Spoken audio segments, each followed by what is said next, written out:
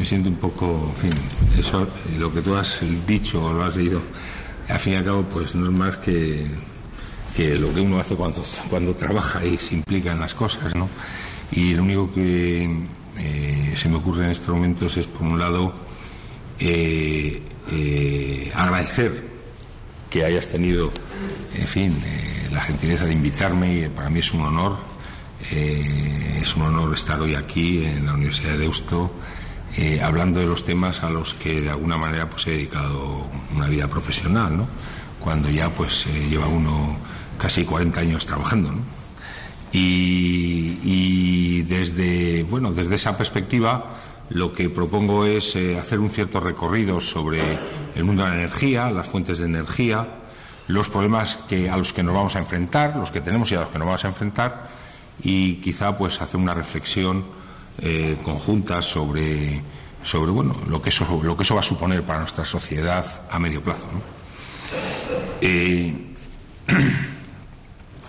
Yo actualmente estoy en FCC y por eso, pues, en fin, hago un poquito de propaganda sobre FCC Servicios Ciudadanos, que es una empresa que es conocida por sus actividades en el mundo de las infraestructuras, en el medio de los servicios ambientales, recogida de basuras.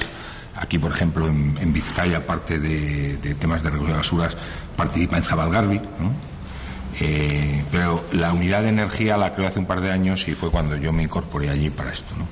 Entonces, los temas de los que yo quería hablar era un poco, energía, un poco una introducción sobre los temas de energía en términos generales, muy básicos, los niveles de consumo, la demanda de energía que existe en nuestra sociedad y la evolución de esto, las distintas fuentes, los tipos de energía, para que hablemos un poco de ellos, el mix energético que podemos necesitar y todos los retos que podemos tener a medio plazo, ¿no? Primero, la energía es tal íntimamente ligada, y vamos a ver algunos datos sobre ello, al desarrollo y al bienestar. Nuestra sociedad ha evolucionado gracias al acceso a las fuentes de energía, y ello es lo que ha permitido que lleguemos a los niveles de bienestar en los que hoy en día gozamos, sobre todo en los países desarrollados, ¿no? La energía es la capacidad que tenemos, que se tiene para poder realizar algún tipo de trabajo. Nos sirve para subir, para bajar, para calentar, para movernos, para alumbrar, para explotar, en fin, fórmulas famosas, la fuerza es proporcional a la masa y por la aceleración, el calor que se mete en un objeto que crea un incremento de temperatura según la masa que tenga. La energía es similar, es lo mismo que el trabajo, que a veces la gente lo confunde, y tenemos distintas unidades de fuerza, como es el kilo, como es la tonelada, como es el newton, unidades de energía es la cantidad de trabajo acumulada en algo, y la unidad de potencia, que es la energía en un determinado momento de la que se dispone, ¿no? Son conceptos que son bastante sencillos, pero que de alguna manera a veces la sociedad los confunde. Lo que es el megavatio, lo que es el megavatio hora, lo que es el megavatio por hora, que la gente lo confunde. Son conceptos que yo creo que son sencillos, claro, los que hemos trabajado en ello pues nos parecen sencillos, pero que a veces se confunde, y en el discurso social muchas veces se confunde. La gente confunde la potencia que podemos tener instalada en España, 80.000 megavatios, y la punta de esa energía que podemos necesitar, y confunde esos términos de manera que lleva a veces a decisiones o a opiniones muy confusas sobre estas cuestiones. Bueno, en el mundo, en fin, que nosotros ya nos hemos ido, pero que hemos conocido, ¿no? Este tipo de máquinas eran el paradigma de la capacidad de conversión de energía en trabajo físico a través del tren, que era el paradigma un poco del desarrollo quizá a mediados del siglo pasado, ¿no? Como decía antes, la energía está ligada muy directamente al desarrollo y a la capacidad de consumo de las sociedades. Aquí podemos ver una distribución de los distintos tipos de consumos de energía según los ingresos bajos o altos en una sociedad como la nuestra, ¿no? En los ingresos bajos, pues pueden disponer de temas de biomasa o de energía muy directamente ligada al mundo físico en el que directamente conocido, el mundo agrícola, por ejemplo, los medios pues van teniendo acceso a más facilidades, a más capacidades energéticas. En fin, no voy a entrar aquí en cada uno de ellos, y ya los muy altos pues tienen acceso a niveles más sofisticados de uso de energía, usando ya temas de refrigeración o cocinas avanzadas, iluminación avanzada, etcétera, ¿no? Esto, evidentemente, en cada momento hay una distribución de los distintos consumos, pero el consumo medio ha ido aumentando de manera enorme desde las sociedades primitivas hasta nuestros días, ¿no? De manera que se puede considerar que se ha multiplicado por unos 25 veces la energía que podía consumirse en una sociedad primitiva a lo que podemos consumir en una sociedad actual, ¿no? Y esto es otra manera de describir lo mismo, cómo las sociedades han ido evolucionando en el consumo de energía según ha ido creciendo, llevando un consumo cada vez mayor al transporte, cada vez mayor a la industria. Ciertos conceptos, como puede ser la alimentación, pues se mantienen en porcentajes relativamente, en fin, en cantidades relativamente parecidos, aunque en porcentaje vaya disminuyendo de manera muy importante. Pero claramente la energía está ligada, me he equivocado aquí, no sé qué he hecho, está ligada a estos niveles de consumo. En el transcurso del tiempo también va habiendo una distribución distinta de los costes de las distintas fuentes de energía. Y podemos ver que en la actualidad la electricidad es la fuente de energía más barata para usos domésticos. Esto a veces no es conocido, pero la electricidad, como elemento básico del bienestar, es una variable que los gobiernos muchas veces utilizan para frenar estadísticas sobre IPCs y temas de este tipo, ¿no? De manera que tiene un precio muchas veces muy controlado, no así como otros productos que están en un mercado más libre, ¿no? En resumen, el tema de energía, el consumo de energía está muy ligado a la riqueza, al nivel de vida de los países. Y aquí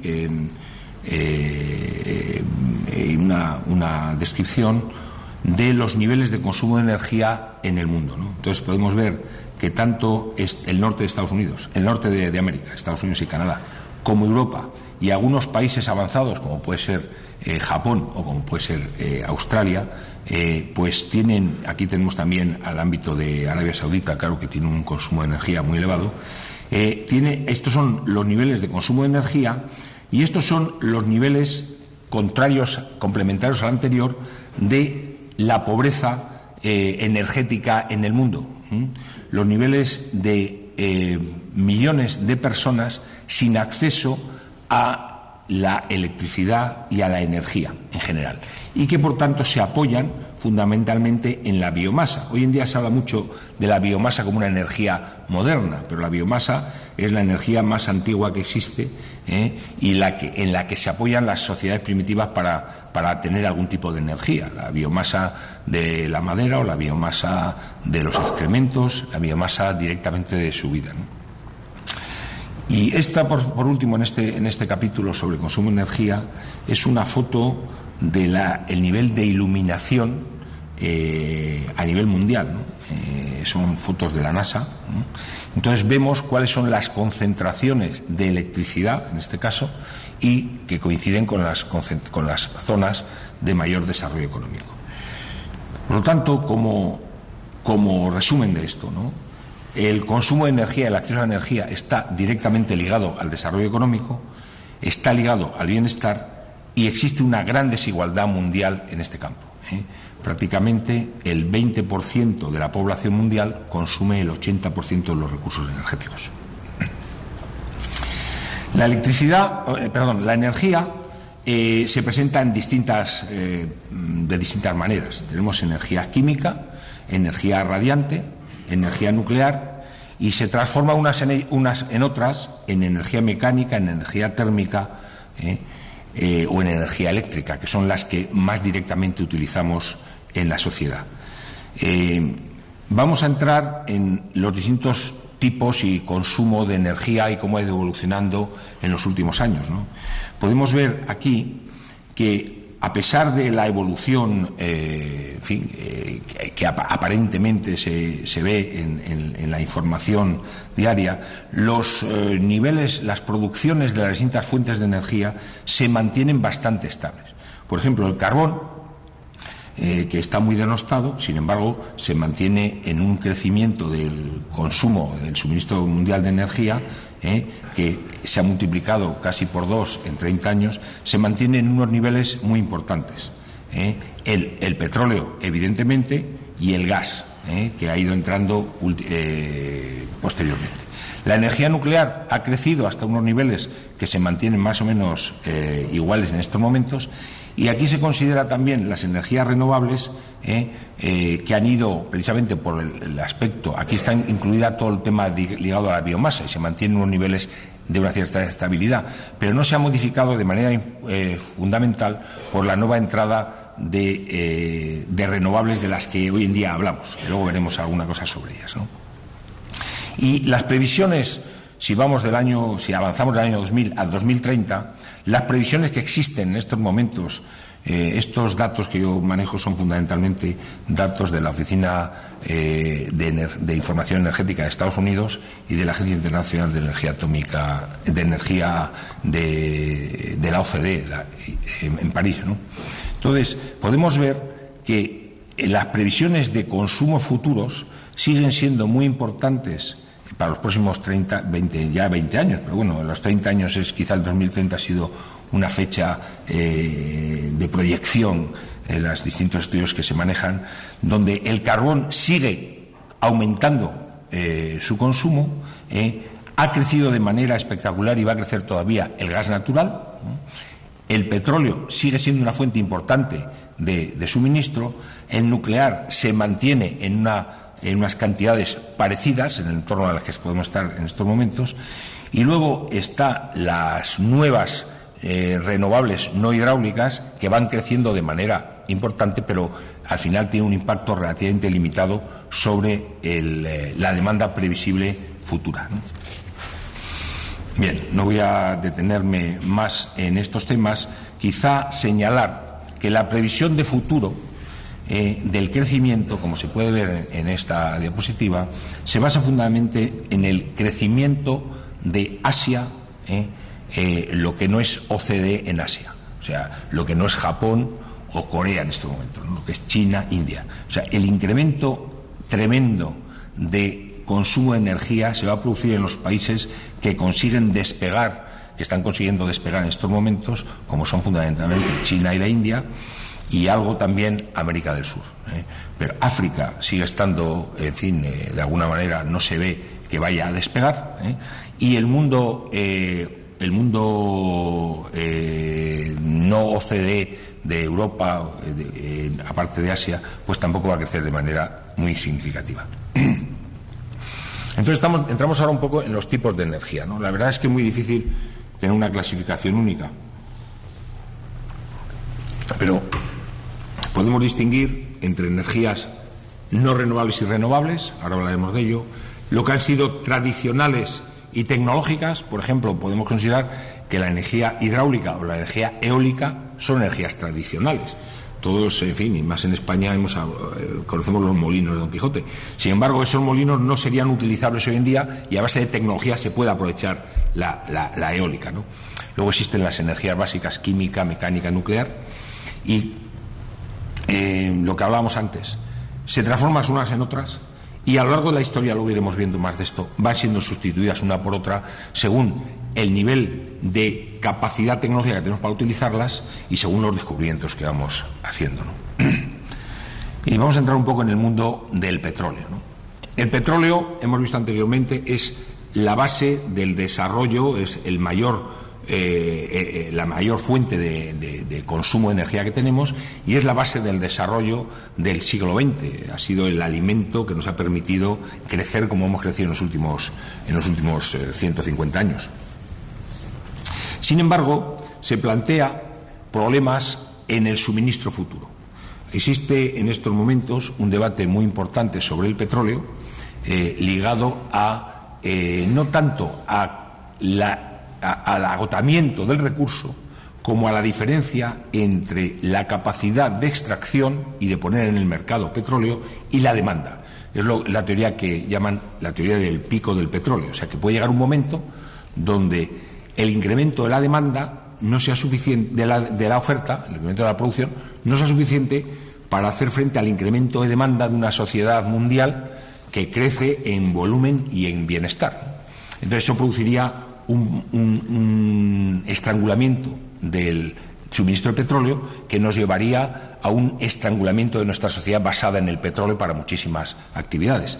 La más evidente es la del transporte, ¿no? Entonces, para seguir creciendo, esta curva muestra cómo para seguir en el nivel de producción necesario para las necesidades actuales, necesitaríamos crecer en nueva producción en el histograma amarillo de abajo, ¿no? Cosa que presenta muchas dificultades a la hora de la producción, ¿no? En estos momentos el suministro de petróleo es un suministro muy desigual a nivel mundial. Fundamentalmente tenemos petróleo en las zonas de Oriente Medio, en Venezuela, en Nigeria y también quizá en la antigua Unión Soviética, ¿no? Pero este petróleo es el que tiene que alimentarnos a todos y es una de las razones de las dificultades geopolíticas a las que nos enfrentamos, ¿no? Luego veremos que en el tema del gas es también así, ¿no? Y esto nos lleva, junto con las dificultades de suministro, a proyecciones sobre el precio del petróleo a medio plazo de incrementos muy significativos. Con lo cual, nuestra sociedad basada, como decía antes, en un precio bajo del petróleo, en un petróleo muy asequible, en la medida en que este petróleo, su demanda tenga tensiones sobre la oferta, va a hacer que el incremento de los precios va a ser muy importante. En estos momentos estamos asistiendo a una crisis económica muy importante a nivel mundial y no se puede olvidar que el petróleo pasó en 3 años de estar a $30 el barril hasta $150 el barril. Y en estos momentos se considera, en estos momentos está en el entorno de los 80, pero en la medida en que se haya una recuperación mundial, se puede colocar otra vez en niveles de precio de 150, de $200 el barril, con lo cual produciría otra vez estrangulamientos de la economía. Esto es un aspecto muy importante desde el punto de vista de la necesidad de, si no tenemos acceso a fuentes como el petróleo, tener acceso a sustitutos del petróleo que nos permitan mantener niveles de vida o niveles de bienestar como los que tenemos en estos momentos, ¿no?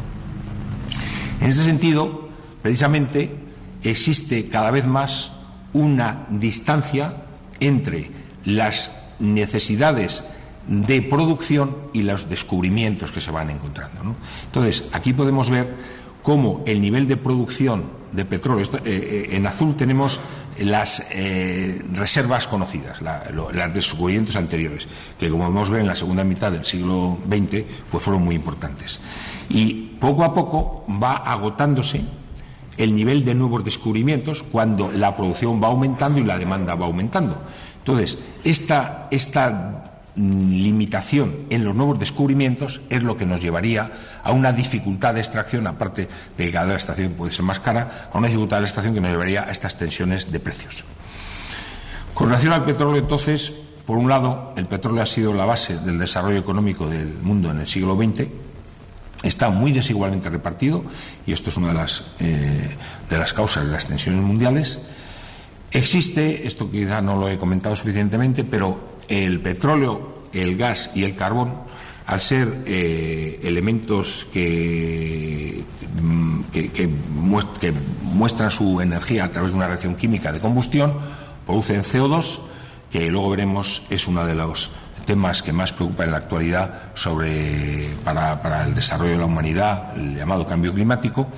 y es una de las razones que incitan a que tenemos que enfrentarnos a sustituir este tipo de elementos fósiles de la manera más rápida posible. La extracción es cada vez más costosa y por eso empezamos a tener problemas de estrangulamiento en su suministro, y la demanda está creciendo de manera muy importante a medida que el mundo va creciendo, cosa que, en fin, que se reanudará a pesar de la crisis actual, ¿no? Y todo esto supone unas dificultades muy grandes para el transporte, puesto que el petróleo es el elemento fundamental en el transporte. Y el transporte el precio del transporte es una de las variables que hace que nuestro mundo sea pequeño. O sea, nosotros tenemos muchísimo suministro de países hoy en día como China o como India, que nos llega aquí, precisamente porque el transporte de esas materias es muy barato. Y ese transporte se hace fundamentalmente a través de un petróleo barato. En la medida en que el petróleo tenga dificultades de suministro ligados al incremento de precios, el mecanismo mundial de producción y lo que es la globalización se verá afectado, y el mundo será, en ese sentido, un poco más pequeño. Volveremos a vivir más en nuestros entornos más pequeños, ¿no?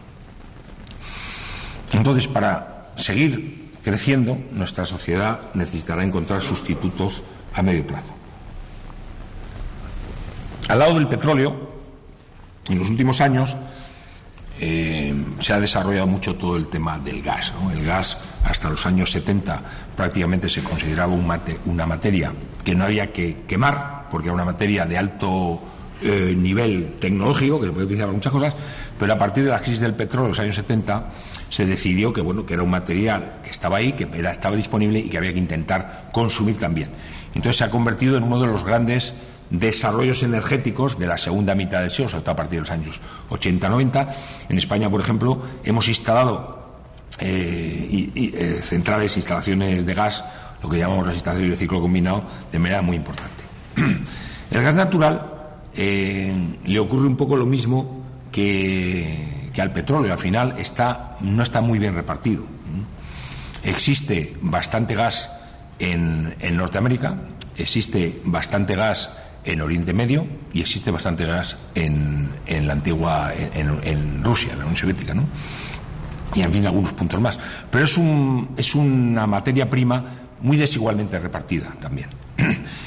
Vemos un poco la zona estratégica, es la zona de Oriente Medio, y precisamente es una de las razones de los conflictos de todo tipo que tenemos en Oriente Medio mismo, pero también en el este de Europa, los conflictos que puede existir entre Rusia y Ucrania, los conflictos chechenos, etcétera, están muy ligados a toda la problemática del gas, ¿no?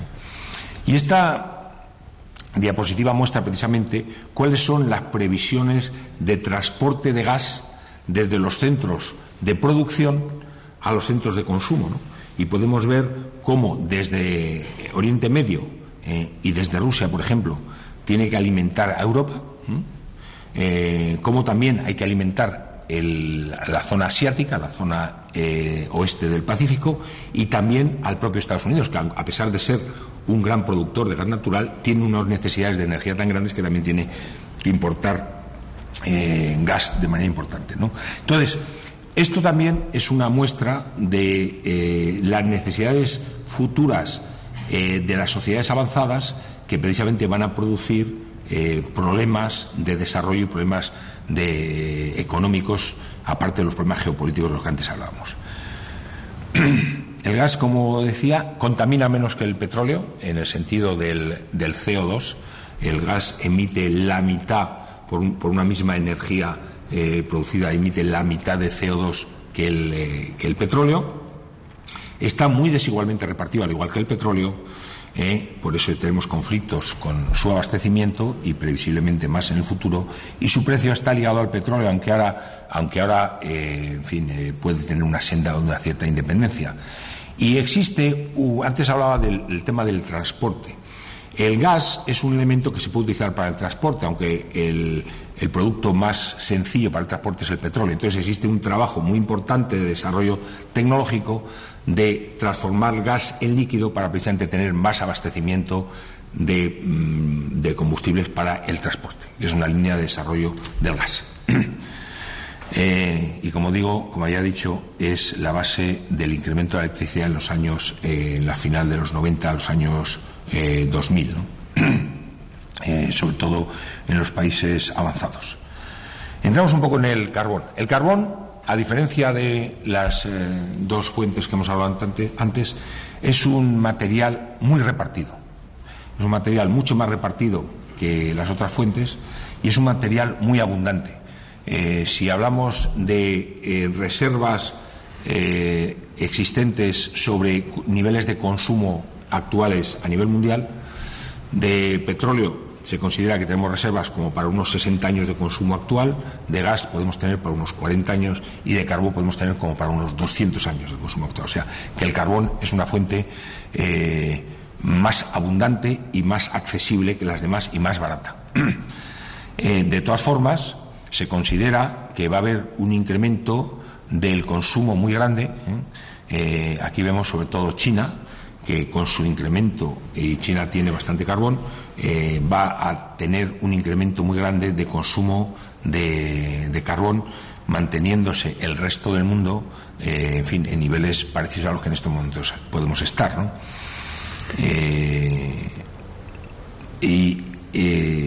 Vemos también que el nivel de consumo de carbón se va a incrementar fundamentalmente en los países de la no OCDE, como China, como la India, etcétera, ¿no?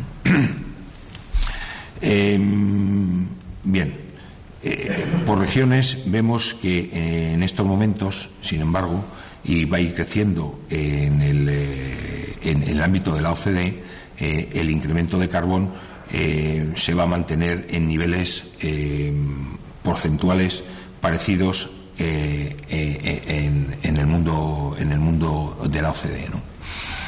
En relación a los no OCDE, sin embargo, el incremento va a ser mucho más importante, como veíamos antes. Bien, entonces, con relación al carbón, por un lado, es un material muy abundante, tiene un precio muy asequible y, por tanto, seguirá siendo una base importante de suministro energético, es muy contaminante en el aspecto de CO2 y, a pesar de ello, es un material, y a pesar de todo lo que se está denostado el consumo de carbón, por sus cualidades de reparto, de precio, etcétera, seguirá siendo un material muy importante en el suministro en los próximos decenios a nivel mundial.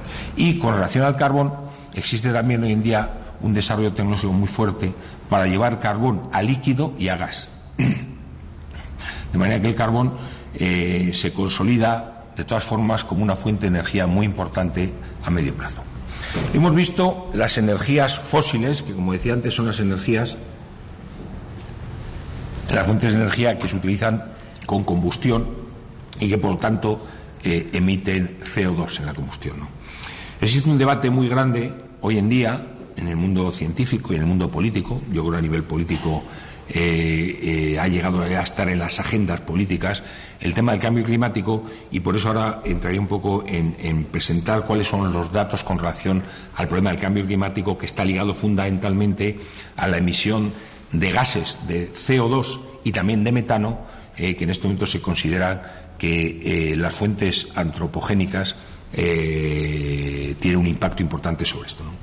Entonces, en este debate, que evidentemente es un debate muy complicado, donde hay muchas variables y es difícil seguramente tener una posición absoluta, sin embargo, la comunidad científica sí se decanta por este impacto antropogénico de emisiones de gases de efecto invernadero, ¿no? Y aquí tengo datos de cómo la temperatura ha evolucionado de media, cómo ha evolucionado, la temperatura en los últimos 400.000 años, a la media en el planeta, la temperatura media del planeta, y cómo ha evolucionado las concentraciones de CO2 en ese mismo periodo, ¿no? Las concentraciones de CO2 se basan en los estudios que se han hecho de las capas de hielo en el Ártico, ¿no? Perforando los niveles de concentración del CO2 en el hielo, ¿no? Entonces, se puede ver aquí que las concentraciones de CO2 han estado en el entorno, como máximo, de unos 200 partes por millón, ¿no? Y las temperaturas se han movido entre unos 8 grados y 2 grados por encima, o sea, entre unos 10 grados a lo largo de estos 400.000 años. Y lo que está ocurriendo actualmente, como podemos ver en la esquina superior derecha, es que la concentración de CO2 se ha disparado y está en el entorno de los 370, 380 partes por millón. Y están creciendo a unos 2, 3 partes por millón al año. Con un retardo además sobre la emisión, o sea, la emisión que hacemos hoy se detecta a nivel de la atmósfera en 20, 30 años, o sea, tiene un retardo esa emisión, ¿no? El efecto invernadero, que tiene relación sobre el cambio climático, al final es que las concentraciones de ciertos productos en la atmósfera reflejan parte de la energía que emite el Sol y que nos llega a la Tierra, de manera que evita que salga otra vez del planeta, vuelva a entrar, y es el final, por eso se llama el efecto invernadero, es el efecto de un invernadero en el jardín de una casa, ¿no? En una huerta, ¿no? ¿Y qué es lo que se piensa en estos momentos?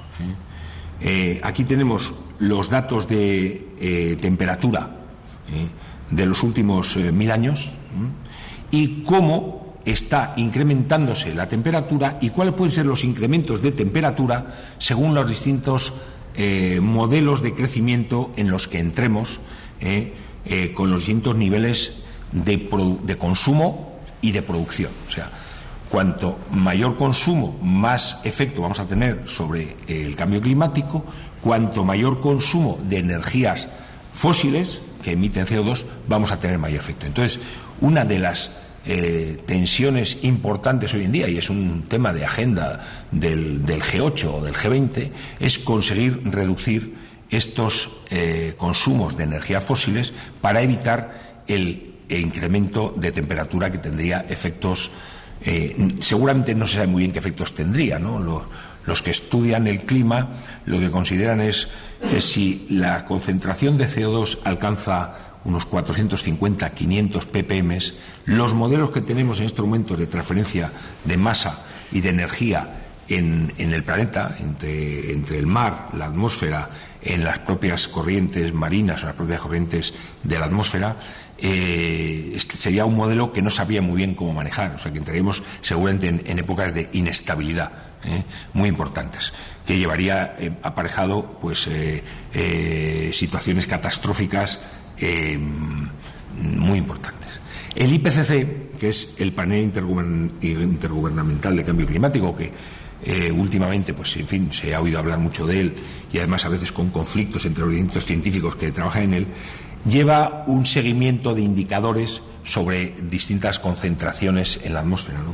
Y aquí podemos ver cómo el dióxido de carbono está creciendo de manera importante, el metano, que tiene un efecto 20 veces superior al del carbono, también está creciendo, y otros materiales como el óxido nitroso o el sol de sulfato, etcétera, van creciendo. O sea que el impacto de nuestra civilización sobre el planeta sí se nota, sí desde luego es perceptible, y por eso yo creo que además con un cierto principio de precaución cada vez más se considera que hay que intentar atajar las emisiones de CO2.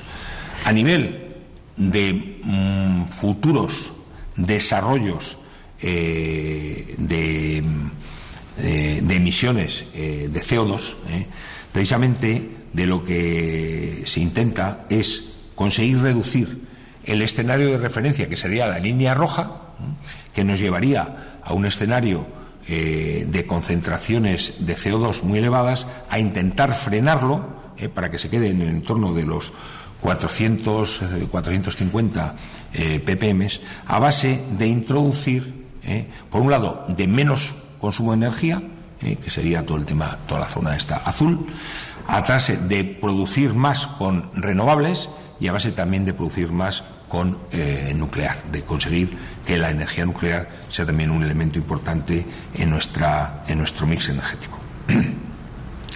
Bien, no voy a entrar en esto en el cuadro anterior, pero aquí vemos un poco el modelo que en este momento se baraja también por parte del IPCC en cómo debemos en un ciclo de mejora, ¿no? Intentar disminuir las emisiones y concentraciones de gases de efecto invernadero a través de un desarrollo socioeconómico frenado, que consiga mitigar estas emisiones, de manera que tengamos un menor cambio climático y un menor impacto en los sistemas humanos y naturales a medio plazo. Con relación al cambio climático, por tanto, los combustibles fósiles son los que emiten CO2. Esto está teniendo un impacto sobre el calentamiento del planeta y, por lo tanto, tenemos que conseguir reducir las emisiones de CO2. Yo creo que esto es una tarea mundial en estos momentos, una preocupación mundial. Tenemos que conseguir evolucionar a un sistema energético con menos carbono y la solución, que todo el mundo apunta, aparte de un menor consumo, es el desarrollo de las energías renovables y también la consolidación del uso de la energía nuclear que no emite CO2. Las energías renovables, hoy en día leemos continuamente sobre energías renovables. En España, en estos momentos, existe un debate muy grande sobre cómo la estamos desarrollando en la producción de energía eléctrica. Y bueno, no voy a entrar en un detalle muy grande, pero bueno, tenemos las tradicionales. En realidad son casi todas energías bastante tradicionales, como decía al principio. Lo que ocurre es que el desarrollo tecnológico, que seguramente es la base de en la que nos podemos apoyar a medio plazo, ha permitido que estas fuentes hoy en día sean viables y sean más económicas, ¿no?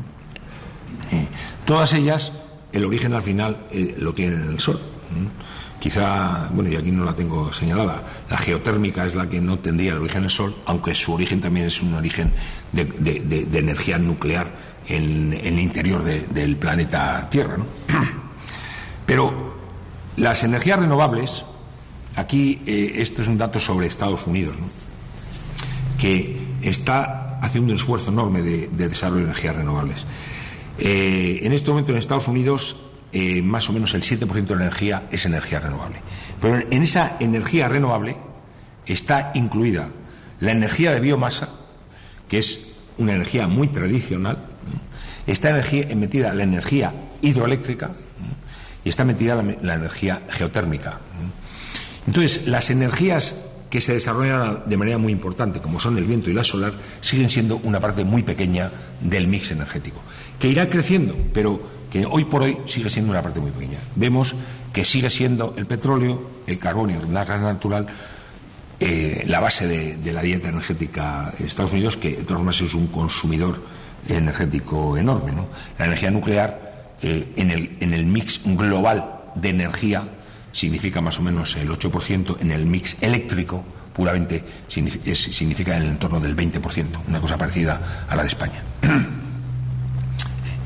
Y a nivel mundial, las previsiones que existen en estos momentos de crecimiento de energías renovables siguen basándose en el crecimiento de la energía hidráulica. La energía eólica, que es de las energías renovables modernas la que está más cerca de un coste comercial similar al de otras fuentes, también tendrá un incremento importante en los países, sobre todo en los países de la OCDE, menos en los países no OCDE, pero dentro de las energías renovables las previsiones para el crecimiento en el año 2030 siguen siendo el incremento de la energía hidráulica la fundamental. Bueno, aquí algunas fotos de este tipo de instalaciones.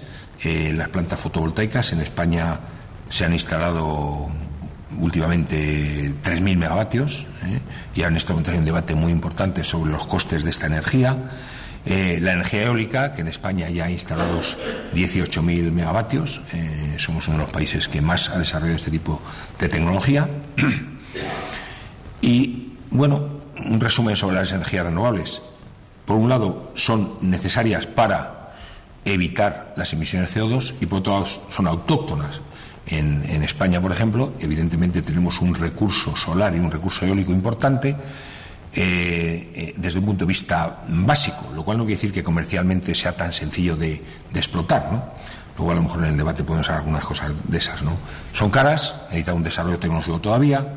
En la Unión Europea hay un compromiso muy importante de, aquí lo tengo resumido en el 20-20-20, la política de la Unión Europea quiere llevarnos a que en el año 2020 hayamos conseguido que un 20% de la energía sea de origen renovable y que hayamos conseguido un ahorro en el consumo de energía en el entorno del 20%.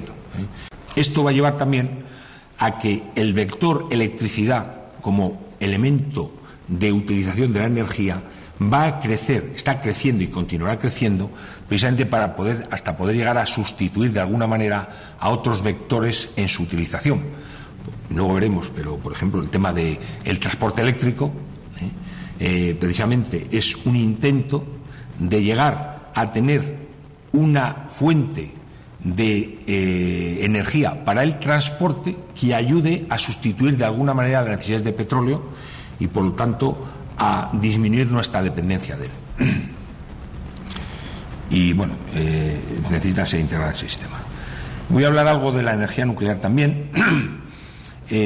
Acaba de publicarse, la energía nuclear evidentemente es muy controvertida y no vamos a agotar el debate sobre ella, pero acaba de publicarse un documento de la Agencia Internacional de Energía de París y de la OCDE y la Agencia de Energía Nuclear de la OCDE de París también, de una comparación de los costes de producción de electricidad según los datos de los distintos países.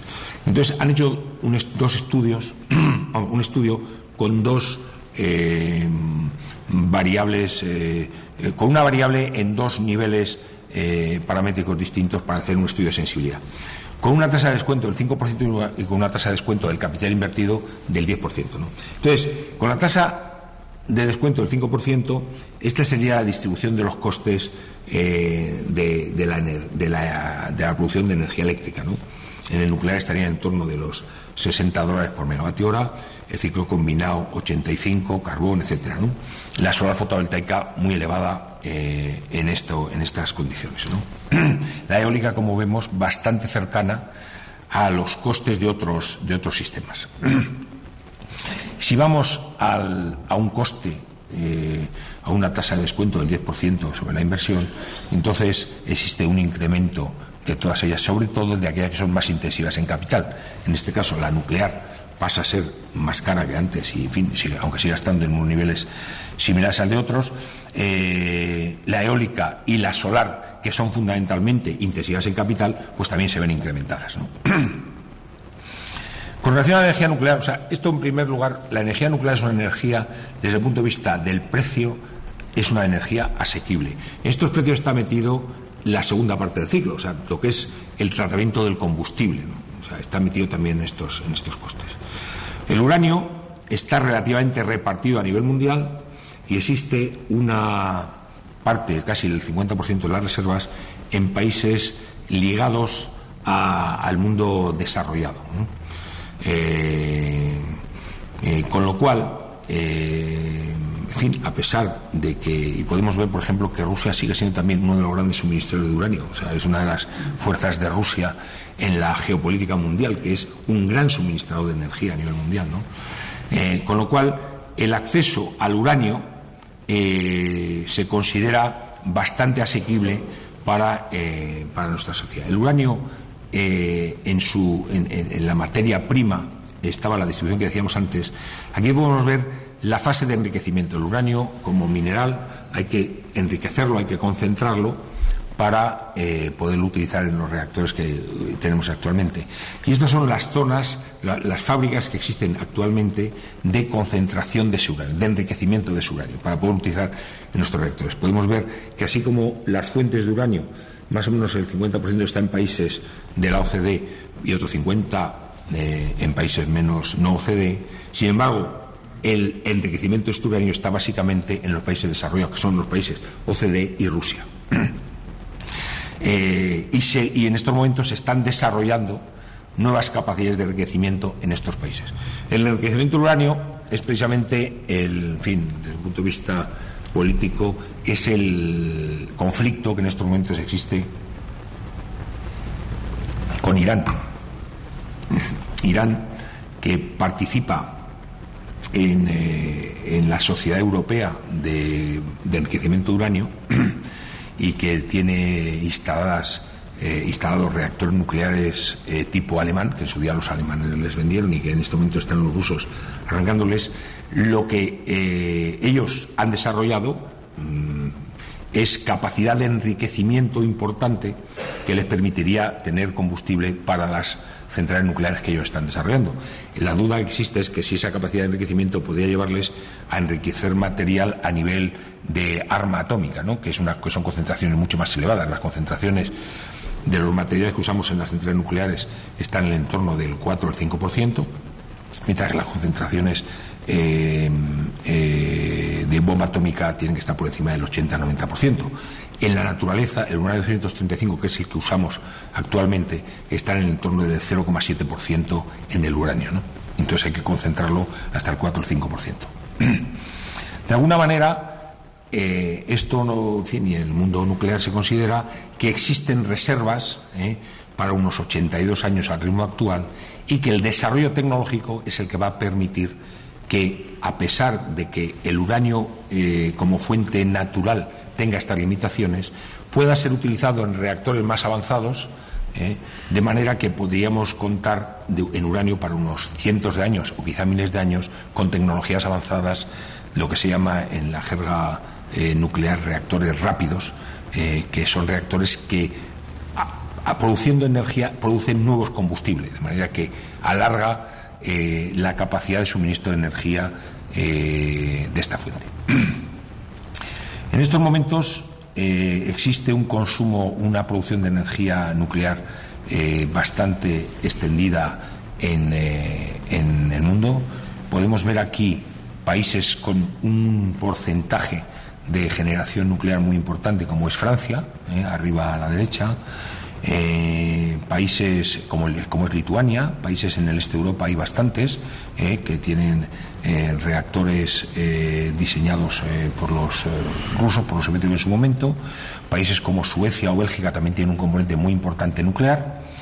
Y luego existen países que están en torno de entre el 10 y el 20%, que son países como España mismo, como el Reino Unido, como Estados Unidos, como Rusia. A la derecha están los países que tienen capacidades y a la izquierda los que tienen menos capacidades, arriba los que tienen más producción de energía eléctrica de origen nuclear y abajo los que tienen menos, ¿no? Pero se puede ver que es una energía bastante repartida en los países que tienen consumo de energía eléctrica. Con relación a la energía nuclear, en estos momentos funcionan más de 400 centrales a nivel mundial. No emiten CO2, por lo cual se considera que es una fuente de futuro en el problema del cambio climático. Existe una posición del público, esto es una realidad que los técnicos y los políticos tienen que abordar para conseguir poderla utilizar si verdaderamente es necesaria. El tema de los residuos es uno de los grandes debates sobre el tema nuclear, que es un debate muy complicado porque tiene componentes sociológicos, psicológicos, etcétera, muy complicados, que hace que las decisiones sean muy difíciles de tomar, y es muy competitiva a nivel económico. Con esto lo que hemos hecho es dar un repaso al mundo de la energía, y ahora voy a concentrarme un poco en el mundo de la electricidad, ¿no? La electricidad es, como decía antes, el vector de consumo eléctrico que más crece. Y es un sistema, el sistema eléctrico del cual dependemos todos nosotros, es un sistema que está en continuo equilibrio entre la producción y el consumo, porque no tenemos mecanismos de almacenamiento. Ya me señalan que se va agotando el tiempo. Perdón, porque a veces es difícil equilibrar todo, ¿no? Pero bueno, la electricidad es el elemento por excelencia de consumo de energía en el mundo actual para nosotros, ¿no? En fin, no voy a entrar en los mecanismos de generación de energía eléctrica. Fundamentalmente, las distintas fuentes de energía se utilizan para producir una energía mecánica que al final se traduce en una energía eléctrica. La que fundamentalmente no cumple esto es la energía solar fotovoltaica, que aprovecha el efecto fotovoltaico para producir energía eléctrica de manera directa, ¿no? ¿Cómo se reparte la producción de electricidad en la Unión Europea y cuáles son las previsiones para los próximos años, ¿no? Aquí podemos ver que la energía nuclear, al incrementarse el consumo total, la producción total y el consumo, la energía nuclear, que en este momento se considera que se va a estabilizar en un volumen de producción, va disminuyendo en su porcentaje. En la Unión Europea casi un tercio de la energía eléctrica hoy en día es de origen nuclear. Crece de alguna manera el gas crece de manera muy importante. El carbón cae de alguna manera también, cae algo, no de manera muy importante, pero cae. Y se produce un incremento de las renovables, el viento es la amarilla de arriba y la hidráulica se mantiene. O sea, existe ese incremento previsible de energía eólica. Y aquí quería insistir en los temas de la generación eléctrica, cuando hay debate sobre ello. El problema del sistema eléctrico es que es un sistema de inversión a largo plazo y, por lo tanto, las distintas fuentes están sometidas a las leyes de la rentabilidad de las inversiones. Las inversiones, las instalaciones de gas o de carbón tienen el coste final del producto eléctrico, de la electricidad, está muy ligado al precio del combustible. Por eso vemos que la parte roja es muy importante. En el gas más que en el carbón y, de luego, más que en el nuclear. El nuclear, como es una inversión muy elevada, tiene un impacto muy importante la inversión sobre el coste. Esto nos lleva a que a largo plazo es muy difícil saber cuál va a ser el coste de generación, por ejemplo en este caso del gas, porque estará muy ligado al precio del gas, mientras que el producido por la energía nuclear o por la eólica o por la solar, que es fundamentalmente inversión, el coste que tenga hoy en día es un coste fundamentalmente de pagar la inversión que se hace, o sea que es un coste mucho más estable a largo plazo. Bien, voy a ir un poco deprisa. La electricidad, al principio hablábamos del tren, la máquina de vapor, hoy en día tenemos los AVEs, ¿no? O sea, hay una evolución del transporte hacia el tema eléctrico y también al tema del vehículo eléctrico. Tendríamos que entrar en otras consideraciones sobre la curva de demanda de electricidad para también ver la justificación de ese tipo de fuentes, pero clarísimamente se considera que la electricidad puede pasar a ser un vector importante en el tema del transporte. Como decía, la electricidad es la fuente que más va incrementando y va capilarizando su consumo a nivel social. Todo esto nos lleva a ver de qué fuentes vamos a disponer en el futuro. Aquí vemos cómo ha ido evolucionando el porcentaje de energías primarias en el consumo mundial, ¿no? Los materiales tradicionales serían el marrón, el carbón, estos porcentajes, ¿no? El carbón, que fue muy importante, va disminuyendo su porcentaje, el petróleo va entrando, el gas, todos ellos empiezan a tener algún tipo de estrangulamiento. Entonces, ¿cuáles son las energías que van a sustituir en el futuro? Este es un problema al que nos enfrentaremos en los próximos años de manera muy importante. Y bueno, voy a entrar ya quizá en el resumen. Hemos visto a lo largo de esta charla cuáles son los retos a los que nos enfrentamos en el ámbito energético, ¿no? Por un lado, que la energía está muy ligada al desarrollo y por tanto es imprescindible. El suministro de energía es desigual y sigue habiendo un incremento muy grande. Se considera que en los próximos 30 años puede haber un 50% de incremento de la demanda, cuando hemos visto que existen estrangulamientos en las fuentes. Las fuentes de suministro tienen una distribución desigual, compleja, con lo cual nos lleva a problemas geopolíticos, y el desarrollo tecnológico que se nos permite una mejor utilización de las distintas fuentes. Y un aspecto muy importante, el reto ambiental y la necesidad de un uso racional de la energía. Bueno, ¿qué soluciones podemos apuntar? Y desde luego esto es muy difícil, ¿no?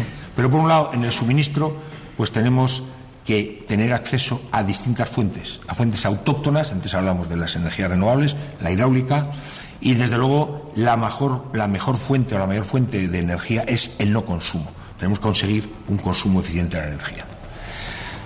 El desarrollo tecnológico estará muy ligado a la capacidad real que tengamos de cumplir con estos requisitos anteriores, para usar fuentes nuevas, usar fuentes no contaminantes, y necesitamos un acceso a fuentes distintas de las fósiles, del petróleo. El impacto ambiental global, no local, sino global, nos lleva a la necesidad de las renovables y de la nuclear, y todo ello al final se basará en un futuro desarrollo sostenible en el cual no podemos perder de vista ninguna de las tres patas básicas. A veces se pone énfasis en una de ellas, pero tenemos que seguir manteniendo un desarrollo social, tenemos que tener un desarrollo tecnológico que nos permita hacer frente a estas necesidades, y el aspecto ambiental debemos tenerlo en cuenta. Ninguno de estos aspectos puede prevalecer sobre los demás, porque si no tendremos un crecimiento desequilibrado que nos llevará a estrangulamientos que llevarían a situaciones, a escenarios caóticos o de enfrentamientos graves para la humanidad. Bueno, esto es lo que yo tenía que comentarles. Muchas gracias, y podemos ahora entrar en un turno de comentarios o preguntas. Muchas gracias.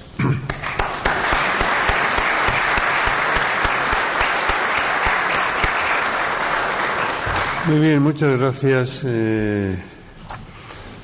señor Eduardo González. Ustedes saben, en el Fórum Deusto pueden ustedes formular las preguntas por escrito, tienen unos tarjetones y enseñan a las azafatas que me lo pasarán inmediatamente. Mientras va llegando la primera pregunta, como me toca habitualmente, es hacerle yo alguna pregunta, ¿no? Muchas gracias. En el fondo, al final, da la impresión de que hay dos salidas, que es un poco las energías, un control de las energías fósiles, el carbono, el petróleo, y parece ser que una cierta potenciación, hablando del efecto invernadero, ¿no?, pues de las renovables y de la nuclear. Y usted ha apuntado al final de que al final lo que hace falta es controlar el consumo de energía, que logremos consumir menos energía. Pero claro, mi pregunta va más allá. Si consumimos más energía es porque queremos crecer más. Luego es la pata socioeconómica. ¿No será además un problema de desequilibrio mundial? Es decir, ¿no estaremos ya nosotros, los países llamados desarrollados, llamados a un control no solamente de la energía, sino del consumo, sin más? No es solamente no consumir más energía, sino, oiga, si queremos seguir consumiendo más, vamos a tener que consumir más energía, y podemos llegar a una situación exponencial en la que los que más tenemos, como decía San Mateo, aún tendremos más, y el gap, la distancia, será todavía mayor. ¿O lo que estoy diciendo es un discurso, digamos, políticamente incorrecto? No, yo creo que ese discurso es el políticamente más correcto, ¿no? El problema está en llevarlo a la realidad, ¿no? Hombre, evidentemente la energía al final es una medida del consumo global y del consumo de de materias primas o de nivel de vida, lo que podemos llamar en el mundo desarrollado, pues un nivel desarrollado de vida, ¿no? En nuestro propio mundo hay diferencias enormes. Por ejemplo, en Estados Unidos el consumo per cápita es unas 4 o 5 veces superior al consumo per cápita en España, por ejemplo. El consumo medio mundial a nivel del que tenemos en España sería un consumo medio aceptable para la humanidad, pero sin embargo nos llevaría a unos incrementos de consumo enormes a nivel mundial. Si hay que darse cuenta que casi 2.000 millones de personas hoy en día no tienen acceso a la electricidad. Y evidentemente yo creo que yo personalmente soy optimista tecnológicamente, pero al mismo tiempo no cabe duda que seguramente con los incrementos de población previsibles, llegamos a nivel de consumo de materias primas y al final de energía tan elevados que la presión sobre el planeta puede ser muy grande, ¿no? En fin, esto es un discurso que se viene produciendo periódicamente, ¿no? El Club de Roma en los años 70, pues la famosa publicación de los límites del crecimiento ya llamaba la atención sobre esto, pero en fin, es un tema que se ha venido reproduciendo a lo largo de la historia, ¿no?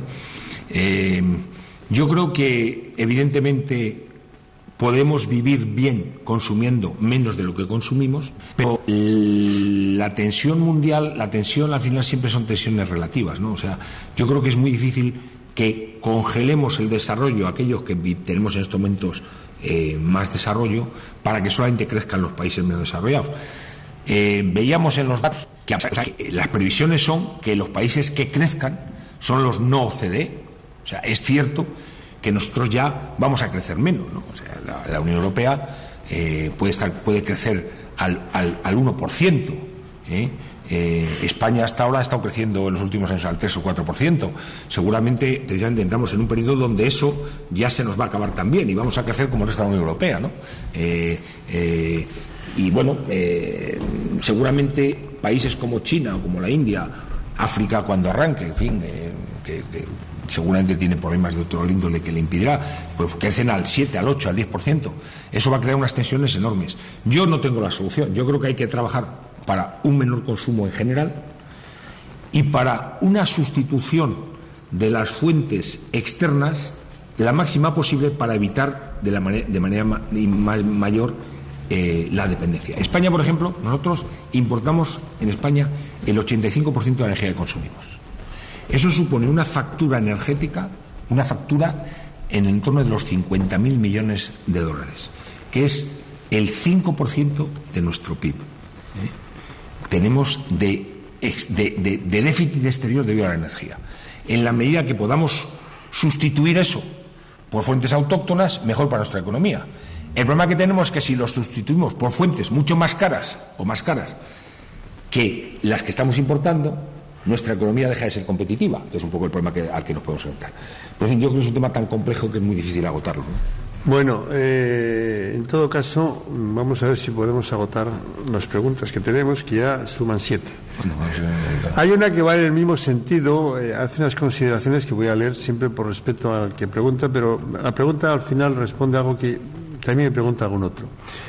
El occidente consumista más cristiano, más necesidad de energías de áreas menos desarrolladas, más elevación de consumo de energías en las áreas desarrolladas, igual a políticas, o me das por las buenas o por las malas. Entre paréntesis, protección de dictaduras locales.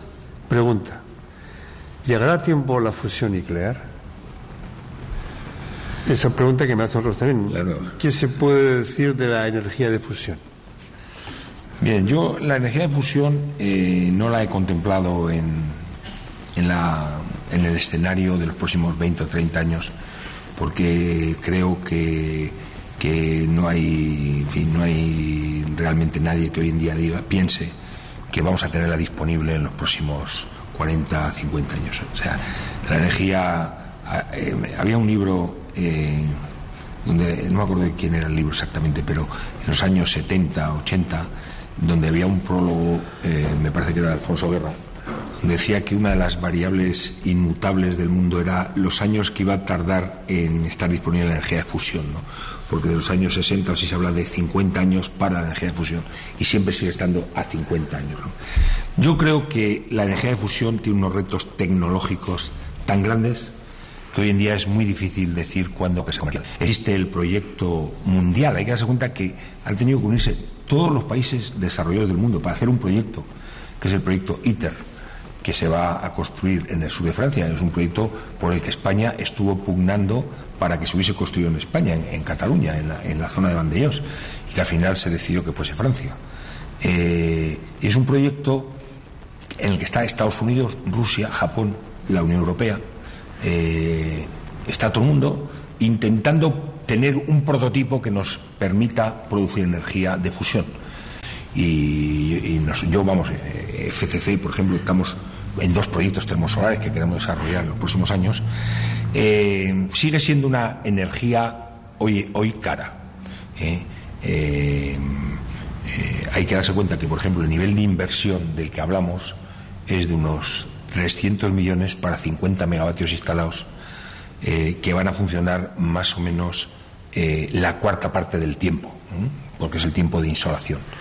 Hay que darse cuenta que esos 50 megavatios nucleares, por ejemplo, estarían en torno de los 150-200 millones y funcionarían por encima de 7.000 horas durante 30-40 años. O sea, que la inversión en termosolar sigue siendo muy importante. En estos momentos, en España, por ejemplo, estos proyectos que ahora se pongan en marcha, que se han autorizado últimamente, tendrían la energía que van a producir estas instalaciones, tendrá un precio de venta en torno de los 300 euros el megavatio hora, cuando el pool donde se produce la energía este año, por ejemplo, está en el torno de 20 euros el megavatio hora, y un precio es muy bajo el precio, o sea, es un precio fuera de toda razonabilidad, pero puede estar en torno de 40-50 euros. Entonces, sigue siendo una energía muy cara. Entonces, ¿va a tener una senda de reducción de costes?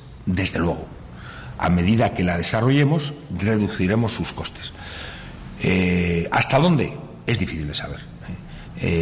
Porque al final la diferencia entre la solar fotovoltaica y la solar termosolar está en que el desarrollo tecnológico de la fotovoltaica puede producirse.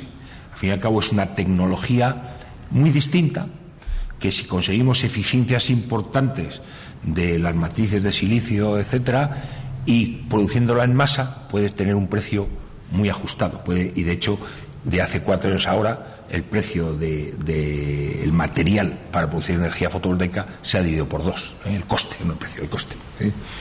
Y sin embargo, la termosolar, al final, pues es mucho hierro, mucho hormigón, en fin, son materiales que tienen un contenido. Entonces, la senda de mejora de ese precio, pues yo creo que es difícil de saber. Lo cual no quita que tenemos que trabajar sobre ello para intentar extraer energía del sol a través de ese mecanismo. Si el precio del petróleo sube muchísimo, cosa que no hay que descartar en los próximos 15, 20 años, entonces entraría en una senda de competitividad. Y por lo tanto hay que trabajar en ella. Lo que tenemos que tener cuidado es que no nos pase lo que nos puede pasar, lo que nos ha podido pasar en España con el tema de la energía fotovoltaica, que como tenía una subvención se ha disparado la instalación de esta energía, de manera que ahora el coste sobre el sistema eléctrico es muy elevado. Para permitir que las mejoras tecnológicas y las reducciones de costes las podamos absorber como mecanismo de producción de energía eléctrica. Eso con relación a la termosolar. Con relación a la geotérmica, yo creo que la geotérmica, al final todas las energías tienen un elemento básico para su utilización, que es el coste al que estés. Entonces, mientras el petróleo o el gas tengan precios como los que tenían hace 3 años, 4 años, casi ninguna de estas energías es competitiva. El tema está que si prevemos que esos costes van a subir, van a incrementarse, entonces tenemos que utilizarla. La geotérmica, evidentemente, hay zonas donde es utilizable, porque en ciertas zonas de Italia o en el norte, en Noruega o en Islandia, pues hay una energía geotérmica que te produce que puedes utilizar para producir calor, pero también para producir electricidad. Y a nivel de consumo extensivo, pues podemos pensar, y de hecho hoy en día se trabaja en ello, en un aprovechamiento de la energía del subsuelo en nuestros propios entornos, ¿no? Lo que pasa es que yo creo que hoy por hoy sigue siendo una energía cara, que puede tener un cierto complemento a las necesidades, pero que no va a ocupar una parte importante del mix en los niveles de costes en los que actualmente está, ¿no? El tema del almacenamiento. Bueno, en el mundo técnico, que en fin, que a lo mejor políticamente pues tiene dificultades para ser correcto, se considera que los residuos pueden ser almacenados de manera segura durante miles de años. Y esos miles de años serían suficientes para que el riesgo del material que se almacenaría en última instancia, que no sería directamente el que se produce en las centrales, sino que en estos momentos hay mucha investigación para reducir y para eliminar los elementos de más larga vida o de mayor peligrosidad, de manera que lo que se almacenaría serían elementos de menos vida y menos peligrosos. Existe el convencimiento de que existen soluciones tecnológicas para que esto se pueda hacer sin riesgo. El riesgo de los residuos, en última instancia, es un riesgo muy pequeño. Lo que pasa es que, claro, si lo contabilizamos si hacemos la integral de ese riesgo durante muchísimo tiempo, pues tenemos un riesgo sensible. Pero en realidad el riesgo en cada momento es un riesgo muy limitado, ¿no? Yo ahí hago una comparación. O sea, el riesgo de que una ciudad como Bilbao sufra un terremoto que la destruya es un riesgo muy remoto. Pero es un riesgo que está ahí. O sea, si todos los días nos levantásemos pensando que el riesgo del terremoto nos puede destruir la ciudad, no podríamos vivir. Sin embargo, es un riesgo que tecnológicamente se aborda, porque los criterios de construcción y de cálculo permiten abordar los seísmos que más o menos conocemos en la historia, lo cual no quita que no se produzcan seísmos, y no tenemos más que ver qué pasa entre países desarrollados y países menos desarrollados. Los desarrollados se producen seísmos importantes y pasan cosas, pero no pasan cosas muy graves, y sin embargo los países menos desarrollados pues se destruyen las ciudades y hay miles de muertos, ¿no? Entonces, yo creo que aquí pasa un poco lo mismo. O sea, es un riesgo muy remoto, del cual siempre se puede decir que existe, porque es muy difícil decir que no exista, pero que tecnológicamente está muy acotado. Y bueno, yo creo que es un problema también de confianza de la sociedad en cómo se desarrollan las tecnologías y cómo se controlan las cosas, que también es otro tema muy importante, ¿no? El nivel de control social sobre este tipo de actividades. Pero yo creo que es algo que la sociedad también tiene que ir entendiendo y aceptando, desde luego, ¿no? Pero creo que se va a producir y se va produciendo poco a poco esta situación. Bueno, me quedan 3 preguntas. Vamos a ver si las podemos responder en los 7 minutos que nos quedan. La primera es: ¿por qué las políticas no son transparentes y realistas? Es una pregunta que es afirmación. Hombre, no sé, la verdad es que es muy difícil de... Yo creo que no es... O sea, la estructura de precios finales está justificada en la historia, y eso es lo que hace que sea muy poco transparente en cada momento. O sea, hoy en día, por ejemplo, si hablamos del precio de la electricidad, el problema que tenemos es que hoy en día tenemos que pagar una electricidad en base a decisiones que se tomaron hace 5, 10, 15, 20, 25 años. Entonces, todas esas decisiones llevan a una situación actual que no se corresponde necesariamente con la situación actual. O sea, si todo lo que tenemos lo hiciésemos en estos momentos, tendríamos unos ciertos costes. Pero lo que tenemos viene de decisiones que se han tomado hace mucho tiempo. Y son decisiones, no voy a decir complejas, porque cada una de ellas es explicable, pero que se van acumulando y que hace que sea muy complicado explicar cuál es el precio actual. Pero está basado fundamentalmente en decisiones que se han ido tomando, ¿no? Por ejemplo, una parte del coste de la electricidad hoy en día es lo que se llamó el parón nuclear. Se hicieron inversiones relativamente importantes. Bueno, aquí tenemos Lemoniz en su momento, la central de que se empezaron en España, que tenían permisos y en las que se hicieron inversiones. Esas centrales en un determinado momento se decide que no se van a hacer. Bien. Pero la inversión que se ha realizado se acepta que ha sido una inversión que han hecho las empresas. Y entonces, bueno, las empresas tienen que recuperar esa inversión para sus cuentas, ¿no? Que son decisiones que se toman en un cierto contexto económico, social, etcétera, con decisiones del Estado, ¿no? Entonces el Estado dice, bueno, no la vas a conseguir, pero te voy a pagar esa inversión. Y eso te lo colocan en la tarifa, y lo estamos pagando. Cuando se toma la decisión, eso era más o menos el 3% de lo que costaba la electricidad. El precio de la electricidad va modificándose y va creciendo. Entonces, para que el impacto sobre el precio de los nuevos componentes de coste que van entrando sea el menor posible, lo que se hace es esa cantidad que se iba a pagar en un tiempo, se alarga el tiempo. De manera que en vez de ser el 3, es el 1 y pico % ahora. Pero está ahí, y lo que pasa es que se alarga en el tiempo. Entonces, claro, explicar en estos momentos esa decisión es muy complicado. Y si vemos el precio de la electricidad, la descomposición de ese precio, basada en decisiones que se tomaron en su momento, de ayuda al carbón, de ayuda a la electrificación rural, de desarrollo de la energía nuclear, hoy en día de las energías renovables, pues es muy complicado. Pero no es que no exista una contabilidad y que se pueda llegar a él. Lo que pasa es que hay que analizar muy bien todas las decisiones que fueron tomando para entender cuál es la situación actual, ¿no? En fin, no sé si esto explica algo, pero es bastante lo que pasa. Para automoción, comentarios le piden sobre el empleo de gas natural, revival del gasógeno y o el del hidrógeno, y pone entre paréntesis, en la última competición con hidrógeno equivalente a 1 litro de gasolina, un vehículo ha recorrido 4.800 kilómetros. Vamos a ver, el gas natural es un material, es una fuente de combustible que se utiliza bastante, ¿no? Se utiliza en el transporte, en el transporte público. Hay muchos taxis que funcionan con gas. En el transporte privado mucho menos. Y, por ejemplo, se utiliza mucho en las ciudades, en vehículos, por ejemplo, los vehículos de recogida de basuras en las ciudades, muchos son de gas natural, vehículos de gas natural, o vehículos de transporte urbano, autobuses urbanos y tal, son de gas natural porque contaminan menos el entorno urbano directo.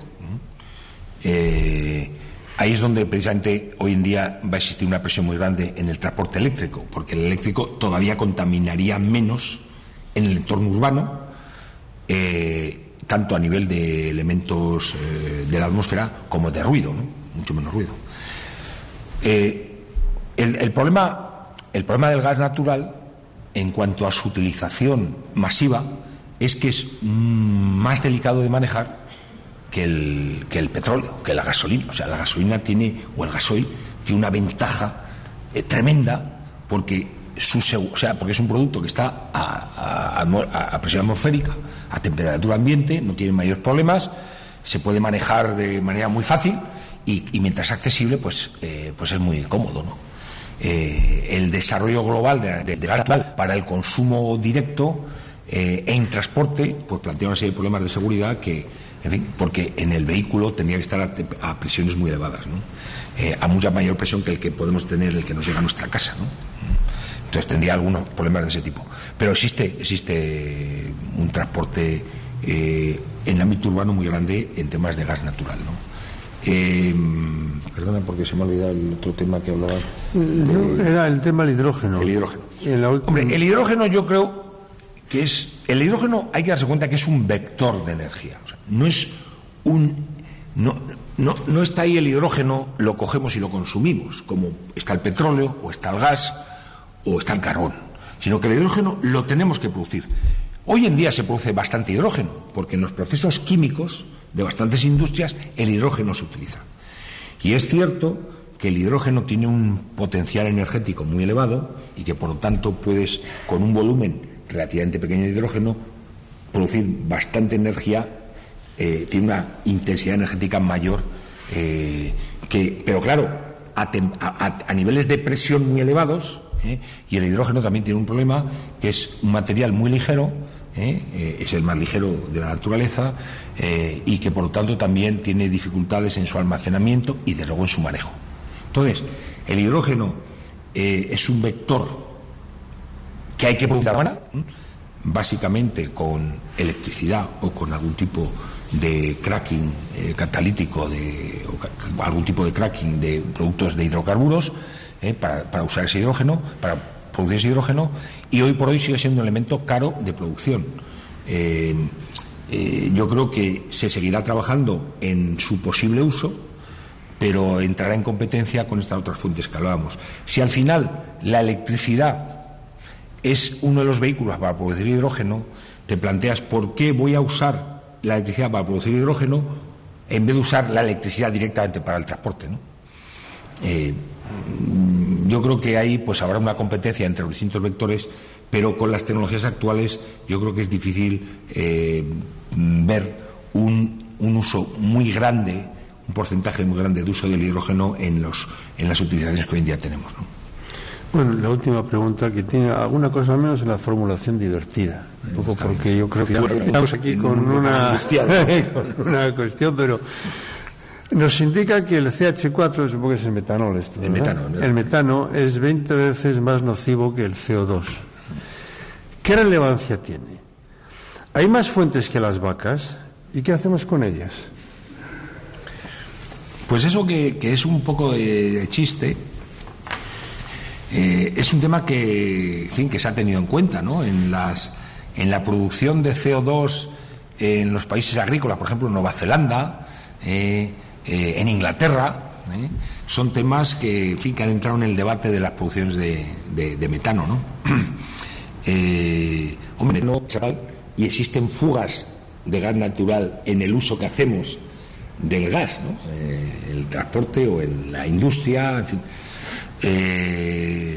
Son cosas, en fin, son elementos, yo creo que pequeños, aunque la cabaña mundial es una cabaña enorme y por lo tanto es en fin, no me sé el número exacto, pero es un porcentaje significativo, no diría, pero me parece que está en el entorno del 6 al 7% de lo que se produce, a lo que se puede emitir a nivel mundial, pero en fin, está ahí.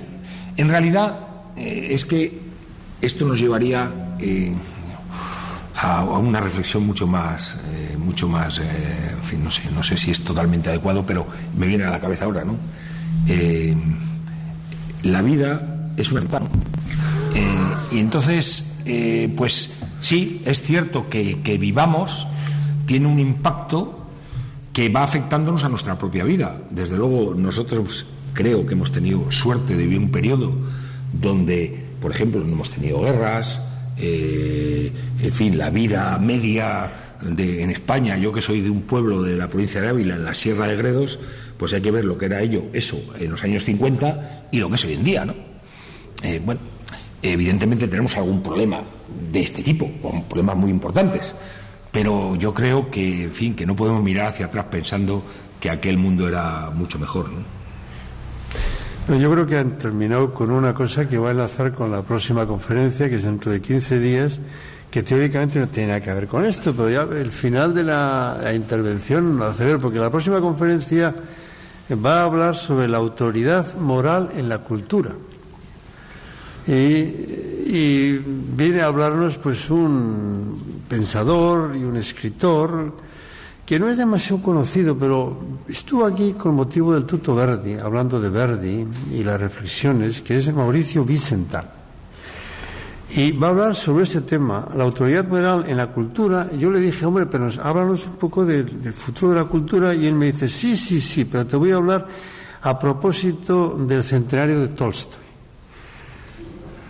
Entonces, ya ven ustedes, no me ha hecho ni caso. Pero yo les invito que si pueden acercarse por aquí, es dentro de 15 días, 14 días, el día 26 de mayo, Mauricio Wiesenthal. Lo que les aseguro es que es un declamador, es un hombre que da gusto oírle hablar. Yo he estado aquí sentado al lado de él y vamos, es un declamador, y les aseguro que si vienen les va a interesar mucho. Eduardo González, muchas gracias. Ha sido una conferencia muy importante dentro del futuro, digamos, que nos espera, y seguro que leeremos tu texto y ustedes podrán verlo a través de Deusto TV a partir de un par de días. De nuevo, muchas gracias y buenas noches a todos. Muchas gracias a todos. Muy bien, magnífico.